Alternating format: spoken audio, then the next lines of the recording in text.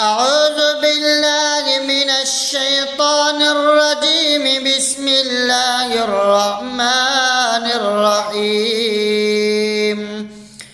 وقال الذين كفروا لرسلهم لنخرجنكم من أرضنا أو لتعودن في ملتنا فأوحى إليهم ربهم لنهلكن الظالمين ولنسكننكم